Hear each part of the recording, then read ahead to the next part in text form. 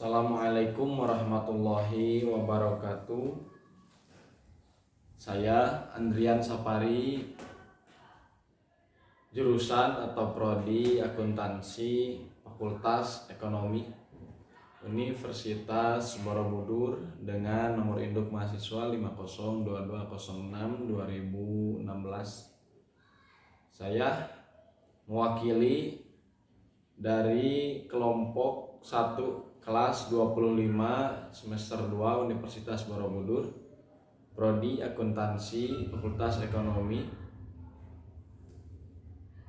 bertugas akan membahas atau menerangkan tentang konsep ilmu dari mata kuliah filsafat ilmu yang diampu mata kuliah filsafat ilmu oleh dosen mata kuliah kami, yaitu dosen Dr. Insinyur Sugianto MM. Dan kelompok saya kelompok 1 diantaranya adalah yang pertama Fani Pertiwi, lalu Santi Fauzia, Venita Salsa Sabila, dan saya sendiri Andrian Sapari yang akan menerangkan atau yang akan membahas tentang filsafat ilmu. Dan saya kebagian kelompok 1, yaitu yang akan membahas tentang konsep ilmu. Apa itu konsep ilmu dan konsep ilmu itu seperti apa? Di antaranya atau deskripsi dari konsep ilmu itu sendiri telah buku ini telah disajikan dengan matang. Ada buku yaitu yang menjelaskan atau yang membahas tentang filsafat ilmu, khususnya atau terutama bagi tugas saya, yaitu konsep ilmu sendiri. Yang disajikan buku filsafat ilmu atau pengantar filsafat ilmu yang pertama oleh Dr. Insinyur Sugianto MM, yaitu sebagai dosen pengampu mata kuliah kami semua. Yang kedua Insinyur Linda Baharun MPD, lalu Profesor Dr. Insinyur Darwati Susilastuti MM, dan terakhir Dr. Insinyur Sunar MS. Yang mana beliau ini, 4 tokoh ini adalah sang penyaji dari buku pengantar filsafat ilmu yang telah disediakan di e-learning Universitas Borobudur Fakultas Ekonomi semester 2 kelas 25, buku pengantar filsafat ilmu. Dan saya materi-materi mengambil dari buku dari karangan beliau-beliau semua. Itu tugas saya konsep ilmu. Konsep ilmu dalam buku pengantar filsafat ilmu adalah menjadi bagian bab keempat ya. Dan kami kelompok 1 kebagian yaitu konsep ilmu. Apa itu ilmu dan konsepnya seperti apa, yaitu ada di bab keempat dari buku filsafat ilmu. Pengantar ilmu, pengertian ilmu, wujud ilmu, dan ilmu sebagai proses, ilmu sebagai prosedur, ilmu sebagai produk, ilmu dan teknologi, dan rangkumannya seperti apa. Nah, dijelaskan oleh saya. Semoga bisa dimengerti dan dipahami. Kesalahan hanya milik saya dan kebenaran hanya milik Allah Subhanahu wa Ta'ala. Dan terima kasih kepada dosen yang telah menyediakan materinya yang Masya Allah. Konsep ilmu pengantar seperti disinggung di bab ke-1, ungkapan ilmu pengetahuan yang biasa digunakan dalam bahasa sehari-hari maupun kalangan akademis di Indonesia bersifat rancu. Jangankan kalangan masyarakat biasa, kalangan akademis dan perguruan tinggi pun menggunakannya. Kita kenal lembaga yang disebut Lembaga Ilmu Pengetahuan Indonesia. Dalam kurikulum kita kenal pembagian ilmu pengetahuan alam IPA dan ilmu pengetahuan sosial. Mengapa rancu? Karena pengetahuan dan ilmu merupakan 2 hal yang berbeda. Pengetahuan adalah kumpulan fakta, sedangkan ilmu seperti yang akan kita bahas adalah pengetahuan sistematis atau pengetahuan ilmiah.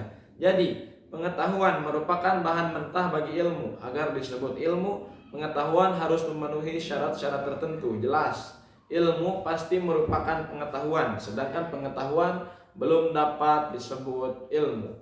Penggunaan istilah ilmu pengetahuan merupakan pleonasme, suatu yang berlebihan. Memakai bahasa Indonesia yang benar akan menggunakan lembaga ilmu Indonesia, ilmu alam, atau ilmu-ilmu sosial. Begitupun ungkapan iptek, ilmu pengetahuan dan teknologi, juga salah kaprah. Yang benar ialah ilmu dan teknologi, sehingga singkatannya harus menjadi iltek, bukan iptek. Dalam seluruh pembahasan mata kuliah ini digunakan kata ilmu untuk menunjukkan padanan dan kata bahasa Inggris science. Jadi tidak digunakan istilah ilmu pengetahuan. Sementara untuk padanan dari kata Inggris knowledge digunakan kata pengetahuan. Yang kedua, pengertian dari ilmu sendiri. Apa itu pengertian ilmu? Pengertian ilmu yaitu ilmu merupakan padanan kata bahasa Inggris science atau science atau scientia. Kata kerja bahasa Latin adalah science, yang artinya tahu atau mengetahui. Kata ini harus dibedakan dari pengetahuan, seperti dijelaskan sekilas di atas. Ilmu adalah bukannya sekedar pengetahuan, melainkan scientific knowledge. Apa itu ilmu?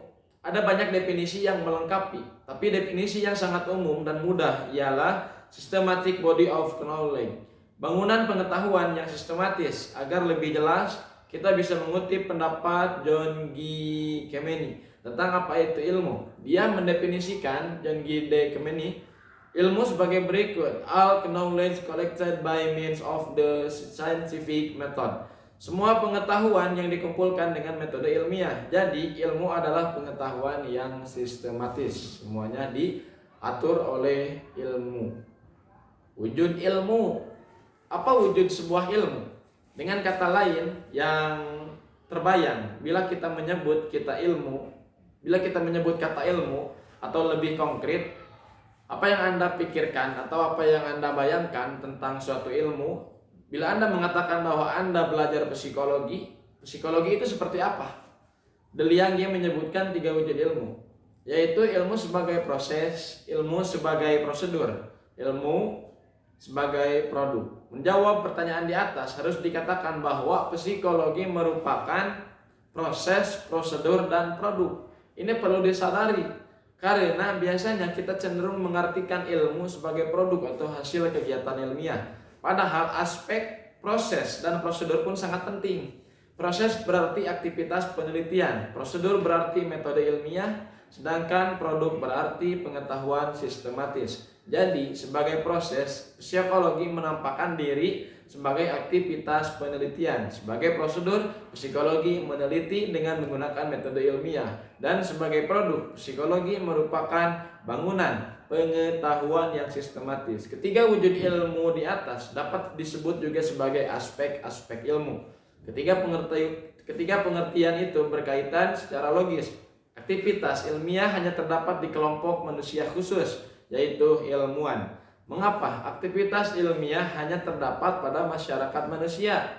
Sebab aktivitas ilmiah hanya dilakukan dengan rasio. Karena hanya manusia memiliki rasio, maka kegiatan ilmiah pun hanya terdapat dalam masyarakat manusia, khususnya ilmuwan. Hampir sebagian besar pembahasan tentang wujud ilmu di bawah ini mengacu kepada buku De Liange dalam bukunya Filsafat Ilmu. Jadi buku ini, Filsafat Ilmu, yang dikarang atau yang disajikan oleh dosen-dosen yang telah kami sebutkan, yang 4 tokoh tadi, yaitu sebagian besar mengacu kepada buku De Liange dalam bukunya Filsafat Ilmu. Lalu bagian yang selanjutnya yaitu ilmu sebagai proses. Ilmu sebagai proses berarti ilmu merupakan aktivitas penelitian. Para pelakunya disebut ilmuwan. Aktivitas yang dilakukan tidak bersifat tunggal, melainkan jamak. Atau jamak itu yang artinya lebih dari tunggal.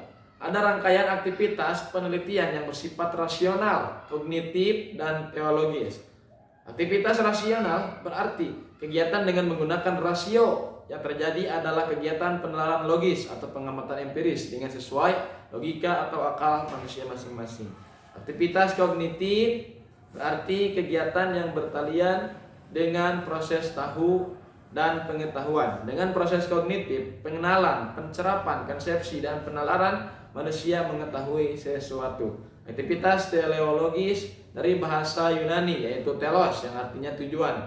Berarti kegiatan yang mengarah kepada tujuan tertentu. Jadi ilmu adalah aktivitas yang mempunyai tujuan. Ketika aktivitas yang tidak mempunyai tujuan, maka itu bukan disebut dari ilmu.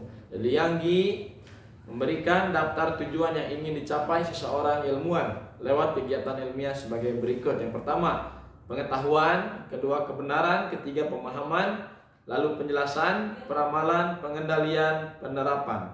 Karena aspek inilah sering kita temukan definisi dari ilmuwan sebagai orang yang melakukan penelitian ilmiah. Seperti dikutip dari Lianggi, arti ini diberikan dalam The International Encyclopedia of Higher Education dalam buku De Lianggi. Tapi ini bukan definisi yang lengkap karena hanya menggambarkan satu aspek dari ilmu dan kegiatan ilmu. Batasan yang lengkap harus mencakup pula dua aspek lain yang disebut di atas, yakni ilmu sebagai prosedur dan ilmu sebagai produk. Ilmu sebagai prosedur itu apa? Ilmu sebagai prosedur yaitu yang berarti ilmu itu merupakan kegiatan penelitian yang menggunakan metode ilmiah. Apa itu metode ilmiah? Metode ilmiah adalah banyak definisi, tetapi di sini kita cukup mengutip satu saja menurut The World of Science Encyclopedia. Metode ilmiah ialah prosedur yang digunakan oleh ilmuwan dalam mencari secara sistematis pengetahuan baru dan peninjauan kembali pengetahuan yang ada. Itulah yang dimaksud metode ilmiah, atau bagian dari ilmu adalah sebagai prosedur. Lalu yang selanjutnya ilmu sebagai produk. Apa itu ilmu sebagai produk? Ilmu sebagai produk, pengertian inilah yang paling sering digunakan. Dalam arti ketiga ini, ilmu merupakan kumpulan pengetahuan sistematis yang merupakan produk dari aktivitas penelitian dengan metode ilmiah. Jadi ilmu sebagai produk adalah aktivitas penelitian dengan menggunakan metode ilmiah. Nah, itu adalah sebuah ilmu sebagai produk, atau ilmu adalah sebuah produk. Ilmu dan teknologi yang selanjutnya yaitu ilmu dan yang selanjutnya yaitu ilmu dan teknologi. Sesudah menjelaskan atau sesudah memahami tentang ilmu sebagai produk, lalu yang berikutnya ada ilmu dan teknologi.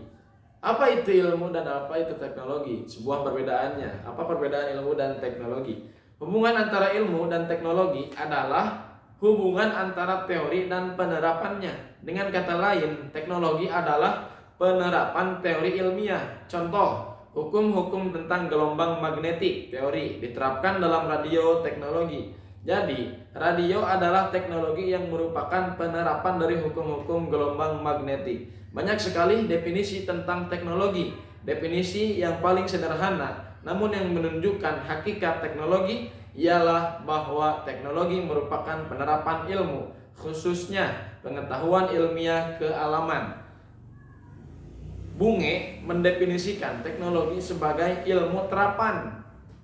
Dia membagikan teknologi menjadi teknologi fisik, teknologi biologis, teknologi sosial, dan teknologi pikir. Jadi, ilmu dan teknologi memang berbeda, tetapi tak dapat dipisahkan. Tidak ada teknologi tanpa ilmu. Sebaliknya, tanpa teknologi, perkembangan ilmu akan sangat lambat, bahkan terhambat. Antara keduanya terdapat hubungan dialektis. Ilmu menyiapkan bahan pendukung berupa teori-teori. Sebaliknya, penemuan teknologi memperluas cakrawala penelitian ilmiah. Jadi tidak bisa dibedakan antara ilmu dan teknologi. Semuanya saling berkesinambungan antara ilmu dan teknologi. Ya. Rangkuman dari hasil presentasi saya yang mewakili kelompok 1 kelas 25 Universitas Borobudur, mata kuliah Filsafat Ilmu, yang bertugas menjelaskan konsep ilmu. Rangkuman atau kesimpulannya adalah apa yang dibahas yang tadi saya bahas dalam beberapa pokok pikiran berikut yang tadi saya jelaskan, yaitu rangkumannya yang pertama, pengetahuan belum merupakan ilmu, hanya pengetahuan yang disusun secara sistematis dengan metode tertentu disebut ilmu. Dua, dalam bahasa Indonesia ada salah kaprah. Apa itu salah kaprahnya? Dalam penggunaan istilah ilmu pengetahuan itu merupakan pleonasme yang sebetulnya tidak menunjukkan hakikat sebenarnya dari ilmu. Kata science dalam bahasa Inggrisnya science lebih tepat diterjemahkan dengan ilmu, bukan dengan sains. Mengapa? Sebab sains lebih menunjukkan apa yang disebut natural science. Tiga, ilmu selalu merupakan keutuhan, pengertian antara proses atau aktivitas penelitian, prosedur, metode ilmiah, dan produk pengetahuan empiris. Dalam bahasa yang agak lain, kita dapat mengatakan ilmu diusahakan oleh aktivitas manusia. Aktivitas dilakukan dengan metode tertentu. Aktivitas metodis itu mendatangkan pengetahuan sistematis.